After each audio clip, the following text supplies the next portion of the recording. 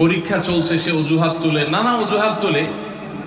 আজকাল দেখা যায় 8-10 বছর 12 বছরের বাচ্চারা রোজা রাখতে গেলে অনেক মা বাপ নিষেধ করেন। আমরা আমাদের ছেলেবেলায় দেখেছি, আমাদের চেয়ে যারা বড়, সে আরো বড় মুরব্বী মানুষ আছেন, আপনারা আরো বেশি দেখেছেন, যে আগে বাবা মা ছোট ছোট বাচ্চারা রোজা রাখতে চাইলে তাদেরকে উৎসাহ দিতেন, তাদেরকে অনুপ্রেরণা দিতেন, আগ্রহ জাগ্রত করতেন তাদের মধ্যে, তাদেরকে সাহস দিতেন যে হ্যাঁ, হিম্মত করতে হয়।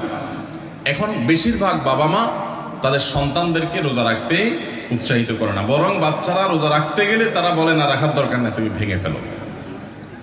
মনে রাখবেন, সাহাবা ইকরামের একটি কমন আমল ছিল, তারা রমজান মাসের রোজা তো বটেই, এমনকি আশুরার রোজা, এগুলো পর্যন্ত, নফল রোজা পর্যন্ত তারা তো রাখতেন, তাদের বাচ্চাদেরকে রাখাতেন এবং বিভিন্ন রকমের খেলনা ইত্যাদি দিয়ে বাচ্চাদেরকে ভোলানোর চেষ্টা করতেন।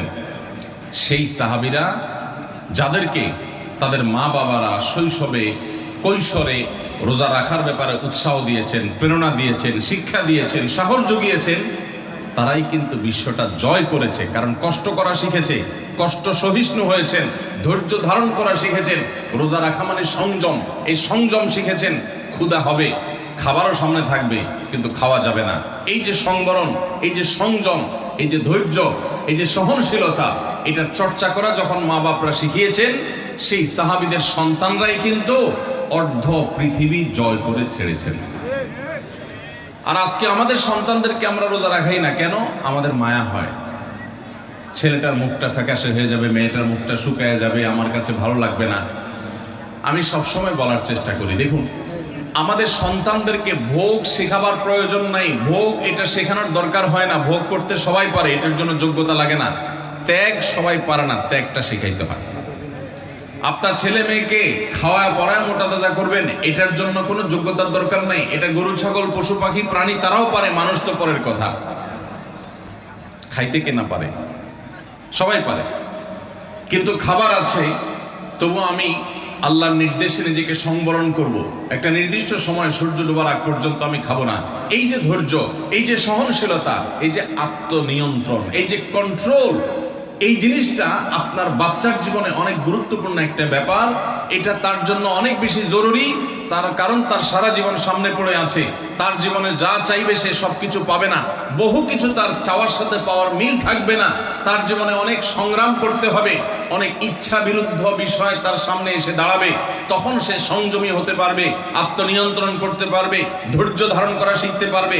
আপনি যদি তাকে রোজা শিখান, আপনি তাকে যদি সম শিখান, আপনি যদি তাকে বিরত থাকা শিখান, আপনি যদি তাকে সংযমের এই ইবাদত শিখান, আর যদি শুধুমাত্র ভোগ শিখান, বাচ্চা মুখ দিয়ে বাইর করলো আর আপনি অস্থির হয়ে গেছেন তাকে দেওয়ার জন্য, চোখ দিয়ে কোনো দিকে তাকাইলে তো সেটা কেনার জন্য আপনি পাগল পড়া হয়ে গেছেন, এমনকি হালাল হারাম পর্যন্ত বাছ বিচার করছেন না। বাচ্চা যা চাচ্ছে তা দিচ্ছেন, যা চাচ্ছে না তাও দিচ্ছেন। এই যে ভোগবাদের ভিতরে নিজেও হাবুডুবু খাচ্ছেন, বাচ্চাকেও হাবুডুবু খাওয়াচ্ছেন। এর মাধ্যমে আপনার বাচ্চা কখনো যোগ্য মানুষ হবে না। আপনার বাচ্চা আর যা হোক, বিশ্বজয়ী সাহাবা ইকরামের সেই অনুসরণকারী বাচ্চা হতে পারবে না। তাদেরকে যদি আপনি সংগ্রাম শেখাতে চান, ভোর রাতে ঘুম থেকে জাগতে শেখান, ভোর রাতে উঠতে শিখান, আরামের ঘুম ছাড়া শিখান, আরামের কম্বল ত্যাগ করা শিখান। খাবার সামনে আছে, পানীয় সামনে আছে, ক্ষুধাও আছে, তৃষ্ণাও আছে, তারপরও সে খাবে না, এই সংযম শিখান। এরা দেখবেন পৃথিবীর নানা বাধার পাহাড় তারা ডিঙাতে শিখবে, নানা বাধার প্রাচীর তারা ডিঙাতে শিখবে, অতিক্রম করতে শিখবে। গোটা ইসলামটা আমাদেরকে কন্ট্রোল শিখায়। ভোগবাদী পৃথিবী আমাদেরকে শুধুমাত্র ভোগের উন্মাদনায় মাতাল হতে শিখায়, ইসলাম কন্ট্রোল করতে শিখায়। ভোগের উন্মাদনায় যখন মাতাল হয়ে যায় মানুষ, তখন তার দ্বারা পৃথিবীতে বড় কোনো কাজ করা সম্ভবপর হয় না। আজ গোটা পৃথিবীতে আমরা মুসলমানরা যেসব কারণে পিছিয়ে আছি, তোর মধ্যে থেকে একটা হলো এটা যে আমরা ভোগবাদের হাবুডুবু খাচ্ছি। আমরা ইসলামের যে নিয়ন্ত্রণ, আত্মনিয়ন্ত্রণ করার চর্চা এবং এর ট্রেনিং, এর প্রশিক্ষণ পাওয়ার কথা, সেটা আমরা নিচ্ছি না। রমাদান উপলক্ষে আমাদের বড় ভুল হলো যে আমরা নিজেরাও সিয়াম কি বলে সেটা বুঝার চেষ্টা করি না। রোজা কিন্তু আমাদের সাথে কথা বলে।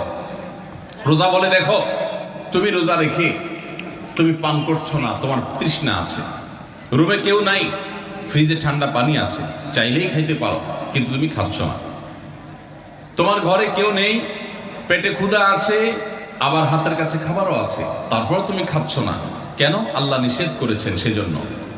তো এখান থেকে শিক্ষা গ্রহণ করে তোমার সামগ্রিক জীবনে আল্লাহর সমস্ত নিষিদ্ধ বিষয় থেকে বেঁচে থাকার যে ট্রেনিং এবং চর্চা সেটা তুমি গ্রহণ করবা, এই কথাই রোজা আমাদেরকে প্রতিনিয়ত বলে।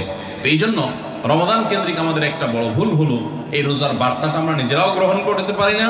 আমাদের শিশুরা বিশেষ করে যারা রোজা রাখার উপযোগী হয়, আমি 2 বছর 3 বছরের শিশুকে তো রোজা রাখার কথা বলি না, ইসলাম সেই কথা বলে না, কিন্তু আপনার বাচ্চা যখন 8-10 বছর বয়স হয়ে যায়, যখন থেকে 7-8 বছর পার হয়ে যাওয়ার পর সে রোজা রাখতে শিখে, একদিন হয়তো সে জোহর পর্যন্ত রাখবে, এরপর ভেঙে ফেলবে, কোনো গুনাহ হবে না। আরেকদিন হয়তো সে আরেক ঘন্টা বেশি রাখবে, আরেকদিন হয়তো আসর পর্যন্ত রেখে ভাঙার মতো অবস্থা তৈরি হবে, প্রয়োজনে ভেঙে ফেলবে, এরপর আস্তে আস্তে সে রোজা রাখা শিখবে।